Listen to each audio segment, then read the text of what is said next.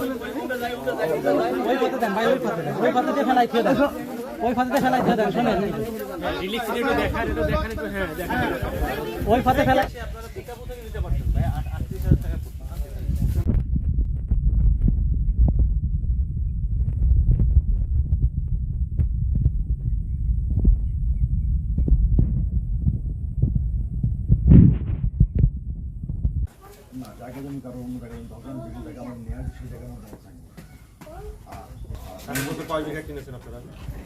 আর সেটা কিনলে আপনি যদি সাইনবোর্ড দেন, আপনি যে আপনি যেহেতু হাউজিং এর বিজনেস করতেছেন, হাউজিং এর বিজনেস করতে গেলে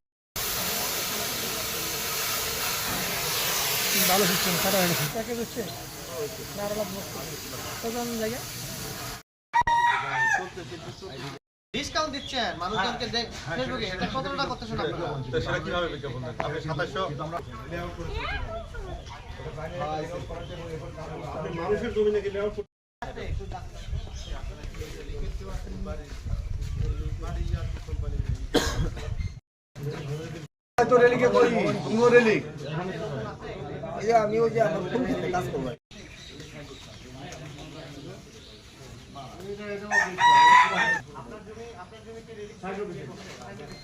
আমাদের কাছে অভিযোগ ছিল যে আমাদের এই অস্ত্র এলাকায় রেলিক সিটি নামে একটা ডেভেলপার কোম্পানি, যারা রাজুকের নিবন্ধন নেয়নি এবং তাদের কোনো লিগ্যাল কাগজপত্র নেই, তারা এই অস্ত্র এলাকার কিছু জমি তারা কিনেছে অথবা বায়না করেছে।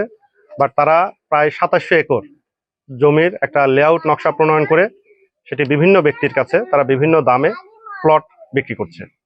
তো আমরা সরজমিনে যখন এই মোবাইল করে অভিযান পরিচালনা করি, তখন আমরা এখানে এই প্রতিষ্ঠানের ডিরেক্টর অ্যাডমিন আমরা তাকে পেয়েছি এবং তেনারা স্বীকার করেছেন যে হ্যাঁ, তারা কিছু প্লট এভাবে বিক্রি শুরু করেছেন এবং তারা এই যে 2700 একর যে জমির বিষয়, এই জমিগুলো আসলে তারা খুবই মিনিমাম, আমাদের যে কাগজ দেখিয়েছে সর্বোচ্চ 10 বিঘা জমি হয়তো হবে, যেটা তারা কিনেছে অথবা বায়না করেছে এবং তারা এই রেলিক সিটির নামে এই কাগজপত্র করেছে। কিন্তু এটা একটা প্রতিষ্ঠান যেহেতু নিবন্ধনই হয়নি, এই প্রতিষ্ঠানের নামে তারা এটা কোনোভাবেই করতে পারে না। তো আমরা এখানে তাদের যতগুলো এরকম সাইনবোর্ড ছিল, বিলবোর্ড ছিল, এগুলো আমরা অপসারণ করেছি এবং তারা যেটাকে অফিস হিসাবে ব্যবহার করছিল সেটা আমরা, যে শেডের ছিল, এটা আমরা ভেঙে দিচ্ছি এবং অফিসটা আমরা বিদ্যুৎ সংযোগ বিচ্ছিন্ন করে মিটার জব্দ করে অফিসটা বন্ধ করে দিচ্ছি। একই সাথে যেহেতু আমরা অভিযুক্তকে ঘটনাস্থলে পেয়েছি এই প্রতিষ্ঠানের পক্ষে এবং তিনি আমাদের সামনে দোষ স্বীকার করেছেন, আমরা যে রিয়েল এস্টেট ব্যবস্থাপনা এবং উন্নয়ন আইন যে 2010 সালে যে আইনটি আছে, এই আইন অনুযায়ী আমরা তাদের 10 লক্ষ টাকা জরিমানা এবং অনাদায়ে 1 মাসের বিনাশ্রম কারাদণ্ড প্রদান করেছি।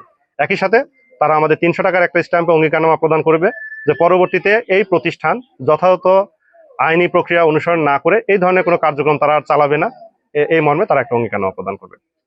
ভালো বিষয় বলেছেন। এই ধরনের প্রতিষ্ঠান, এই প্রতিষ্ঠানের বিরুদ্ধে আমাদের কাছে যেহেতু অভিযোগ ছিল, আমরা তাদেরকে নোটিশও করেছি, তারা আমাদের নোটিশের কোনো জবাব অদ্যাবধি প্রদান করেন নাই, যার জন্য আমরা এই প্রতিষ্ঠানের বিরুদ্ধে নিয়মিত মামলা করারও আমাদের কার্যক্রম চলমান।